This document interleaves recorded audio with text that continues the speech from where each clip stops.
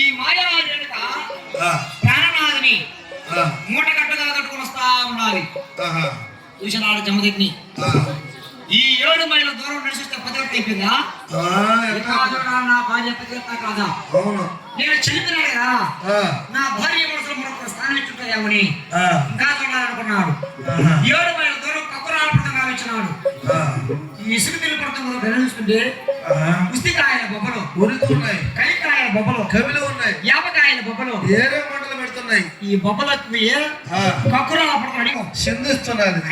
అయ్యా అంటే వాళ్ళు లేక అబ్బా అంటే బాధపడతాడని అని అబ్బా అనకుండా ఎవరిని కొట్టకుండా పరుగు పరుగునాయన పరుగు వచ్చానాదే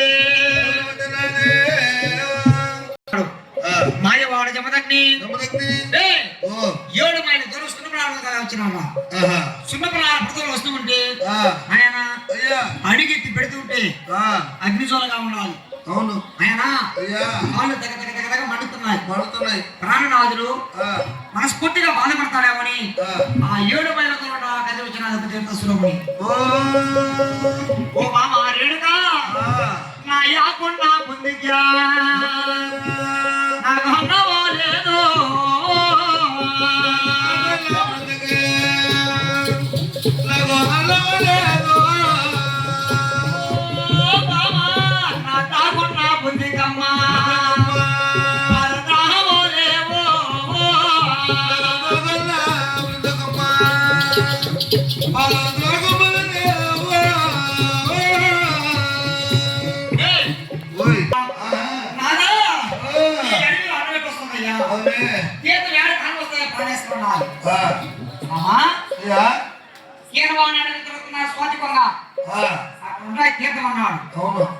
అదో పడి ఆనవారు వచ్చారు ఆరగించిపోతాయని మాయ కూర్చున్న బంతు మరొక మూట వటాలక్ష్మి కోలేశారు. బంగారు పెన్సిల్ తీసుకుని మానికి మూటకి గట్టిగా ముడేసేసినాడు. ముడేసే ఆ యొక్క ఆ కోనేట్లకి చీర వదులుకుంటూ దిగిందిరా. తీర్థ ఎత్తుకుని ప్రాణాలకు వస్తా ఉన్నది. ఇప్పుడు చూడాలన్న భార్య పతివ్రతం అనుకున్నాడు. నల్ల పూసల ద్వారా పడివారు నీళ్ళను దుర్గేసినాడు.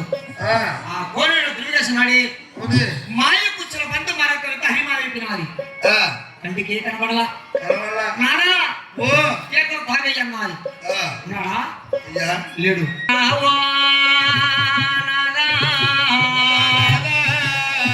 ఎరిగప్పవ నీవయ్యా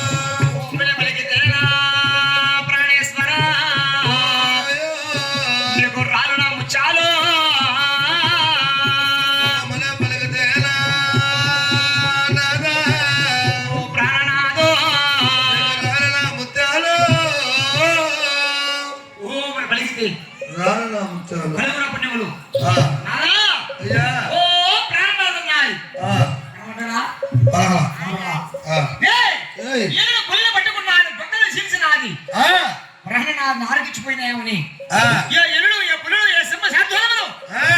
నక్కల తోడలు ఆరగించిపోయినాయని సింహ శాతం వాటి డొక్కలు తెలిసింది ప్రాణాలను చూసింది ఈ ఊరు ఆలోచించుకోవాలి కొండబాబు పట్టుకున్నది డొక్కలు తెలిసినది ప్రాణాలను చూసింది